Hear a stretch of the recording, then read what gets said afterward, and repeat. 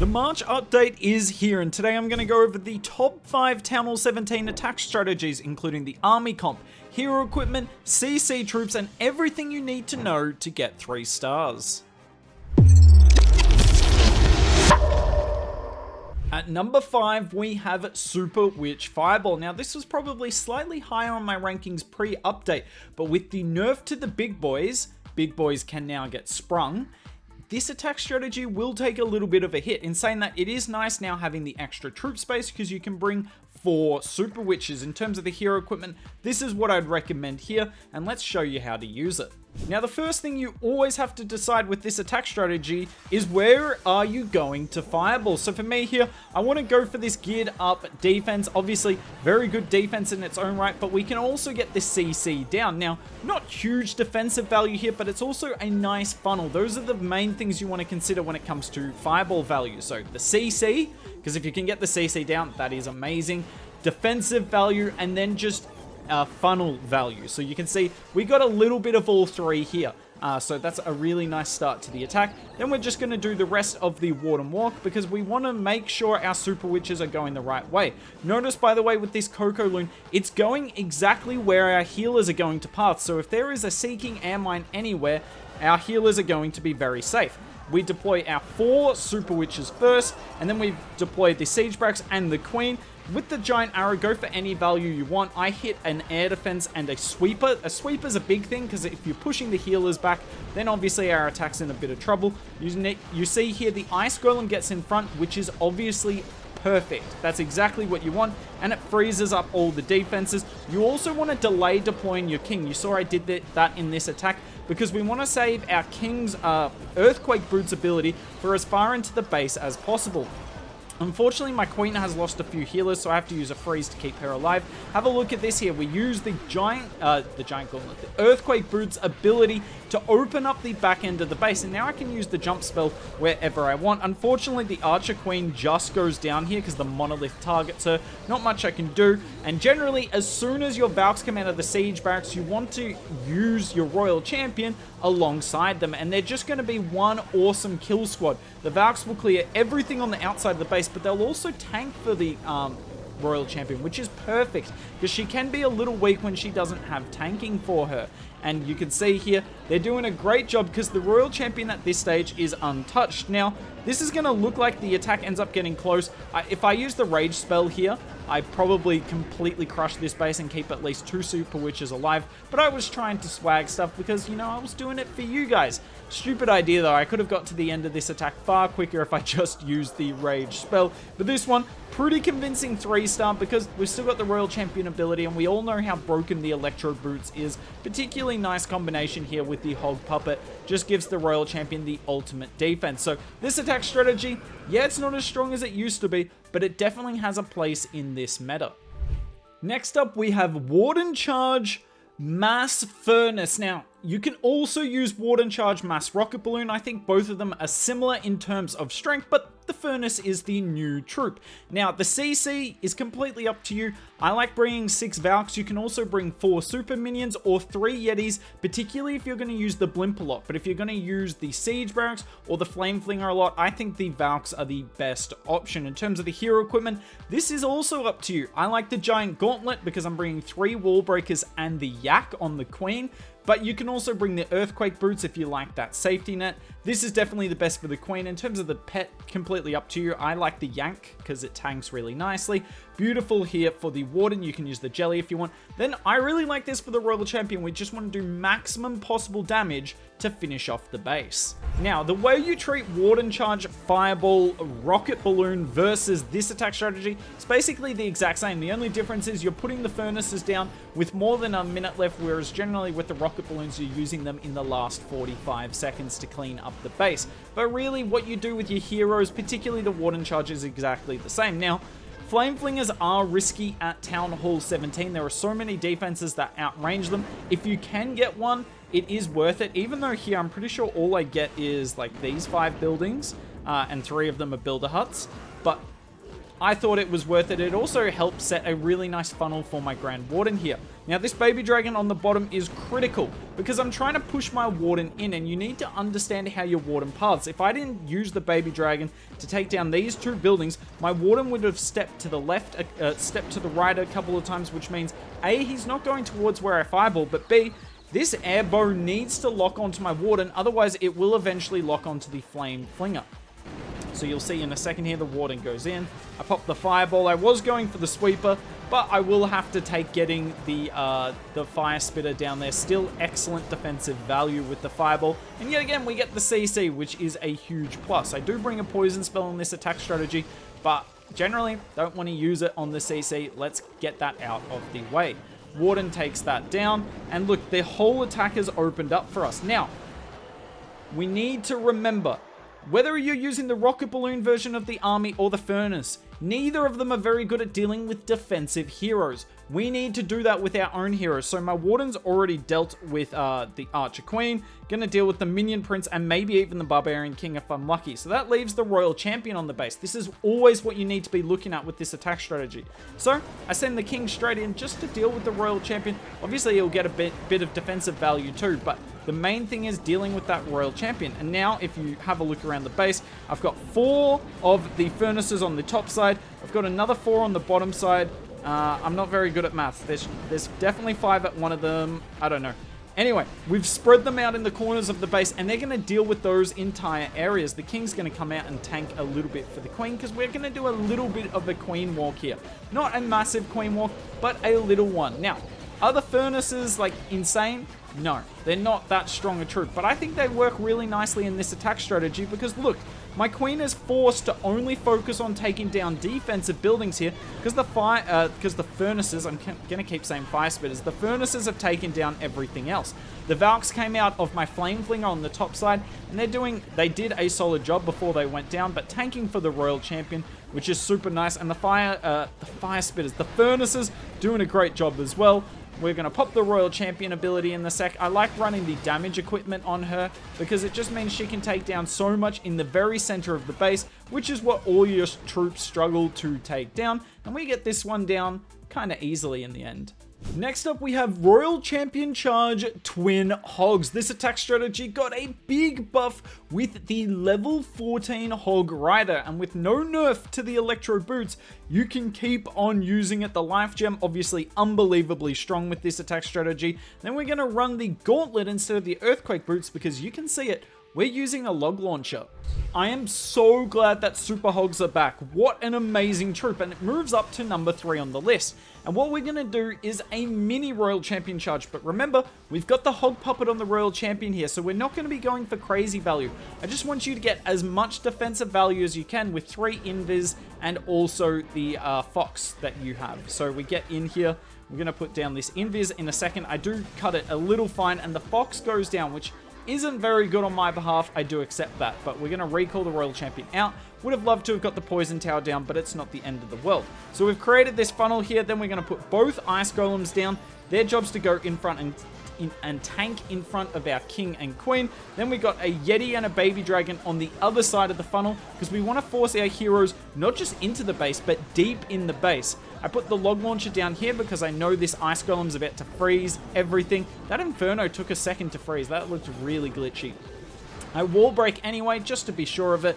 Use the Valk. Remember, you got a Yeti, Valk, Baby Dragon. You have so many funnel troops because it's critical the King and Queen go in, particularly because the King, we've got that Gauntlet on him. We really want him to be tanking for our Archer Queen because there's a lot of damage in the core of the base here, and it's just not feasible that the Archer Queen can deal with that by herself. So we're dealing with the CC. I use one Rage spell here because the healers, they can do a lot with the Rage, and whilst the heroes are tanking everything, let's get our Super Hogs into the battle.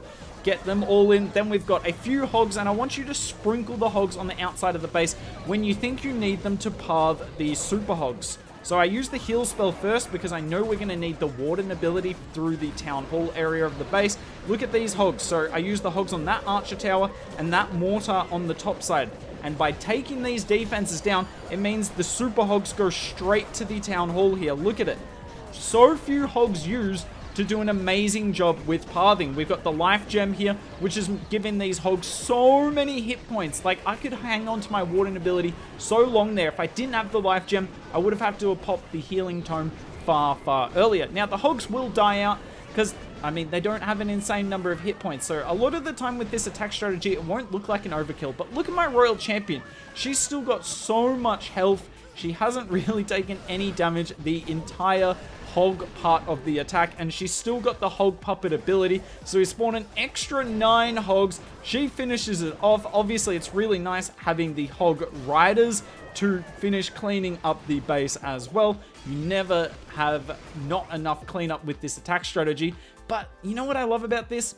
It's super fun and super satisfying. Next up, we have Royal Champion Charge Root Riders. This attack strategy is unbelievably strong. Now, the big contention with this army is, do you bring the Barbarian King or the Minion Prince? And it's all up to how well you think you can protect your healers. If you can protect your healers with the very few balloons you've got in the army and obviously your Warden ability, then the King is better. But the Minion Prince is brought in because if you keep the healers alive, generally it is impossible to fail. But I do really like the Giant Gauntlet because that's such a nice tank for the Root Riders in this army. Completely up to you, personal preference, but the rest of this attack strategy is pretty agreed on. It is insane and almost unstoppable. You all know the deal with this attack strategy. We're just going for any value we can get with our Royal Champion Charge. Now, I'm going to come out in a minute. This isn't exactly a meta base. It doesn't have that sort of isolated town hall that can make this attack strategy a bit more difficult. I accept that. I'm not going to lie to you guys. But this attack strategy is still the second best in the game. There's nothing you guys can tell me that would change my mind on that. The only thing you could probably say is you can argue it's the strongest attack strategy in the game. So we're going to go in for the Town Hall dive here. Obviously, if you get the Town Hall, it's all over for the base. We get rid of the Monolith as well, and then recall that Royal Champion. Just got to set a funnel here with the Valks. Also going to help deal with the CC and the Skeleton Trap that we pulled.